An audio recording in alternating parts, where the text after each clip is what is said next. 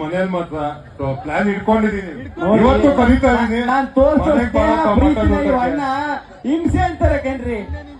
Friendship ಬೆಲೆ ಇಲ್ವೇನ್ರಿ ಹೆಂಗೆ? ತುಂಬಾ ಬೆಲೆ ಇದೆ. ನಮ್ ತಮ್ಮನ್ ತರ ಇವನು. ನಮ್ ತಂಗಿ ಮಿಸ್ಸಿಂಗ್ ಇದಾರೆ, ಮಂಗ್ಳೂರಲ್ಲಿ ಇದಾರೆ ಇವತ್ತು. ಸರಿ ಆಯ್ತು, ಸಖತ್ ಖುಷಿ ಆಯ್ತು. ನೀವ್ ಕೂತ್ಕೋಣ, ನೋಡ್ರೆ ಭಯ ಆಯ್ತು ನನಗೆ. ನಾನು ಎಲ್ಲೇ ಹೋದ್ರು ಒಂದ್ ಡೈಲಾಗ್ ಹೇಳ್ತಾ ಇರ್ತೀನಿ ನಮ್ ಗಂಡ್ ಮಕ್ಳ ಬಗ್ಗೆ.